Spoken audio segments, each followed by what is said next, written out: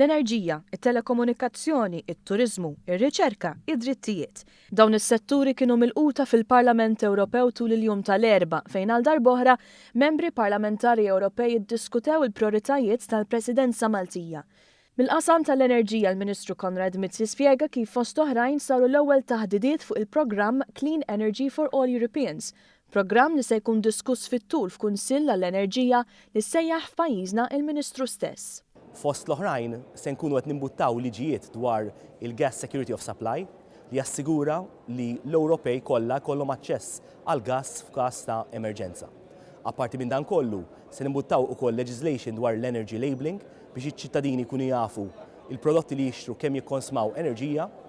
Il-Ministru Manuel Mallija qal li l-ewwel ħaġa fuq l-aġenda dwar it-telekomunikazzjoni kienet biex ikun abolit ir-roaming li tippermetti biex konsumaturi li jużaw il-mobiles barra minn pajjiżhom ma jħallsux prezzijiet ola ta' internet jew telefonija. Limna wkoll fuq il-Wi-Fi for EU li hija inizjattiva li jrid ikollna fil-pjazza tagħna fl-Ewropa iċ-ċittadin li jkollu il-Wi-Fi b'xejn f'ċertu postijiet pubbliċi.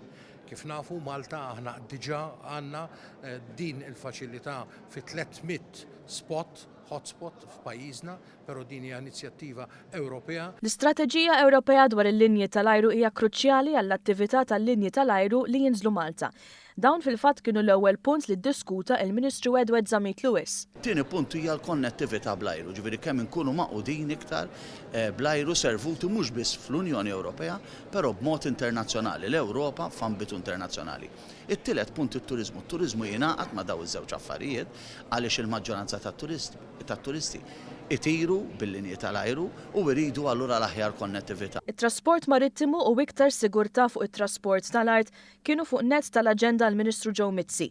Tant li kien diskuss fost oħrajn it-triq il-qudiem biex ikollna inqas inċidenti fit-toroq tagħna. U f'dawn iż-żewġ oqsma aħna f'Malta f'Marzu li ġej se jkun hemm High Level Ministerial Conference fejn jkun hemm anke l-stakeholders mistednin biex minn hemmhekk minn diskussjoni kemm fuq il-marittimu u kemm fuq is-sigurtà tat-toroq noħorġu dikjarazzjoni biex naraw il-way forward se tkun fl-Unjoni Ewropea fejn jidħlu dawn iż-żewġ oqsma. Il-Ministru Edward Scicluna spjega kif fejn jidħlu t-taxxi il-Kunsill ikollu poter jieħu d-deċiżjonijiet u mhux il-Parlament. Madankollu il-laqgħa tal-erba' kienet sodisfaċenti minħabba l-esperjenza li hu stess għandu fil-Parlament Ewropew. Ħafna biex il-meeting ikun imur qudiem suċċess, nkunu fissirna il-programm tagħna tal-Presidenza u l-prioritajiet tagħna b'sens ġust illi huma laqgħu fuq kollox laqgħu tajjeb ħafna. Prima huwa programm ta' riċerka li kien propost li se jolqot pajjiżi Ewropej u Mediterranji dwar l-ikel u l-ilma. Dan kien biss wieħed mis-setturi li laqat is-Segretarju Parlamentari Chris Sajus. U ressaqna wkoll proposta sabiex ir-riċerkaturi nagħmluhom ħajjithom aktar faċli meta japplikaw għal fondi u aħna qed ngħidu li dun naqsu l-burokrazija żejda li hemm fil-mili tal-formularju sabiex japplikaw għal fondi kif ukoll il-ħafna red tape li teżisti. Id-drittijiet tan-nisa wkoll kienu protagonisti fil-laqat li kellha l-Ministru Elena Dalli mal-Kumitat FAM.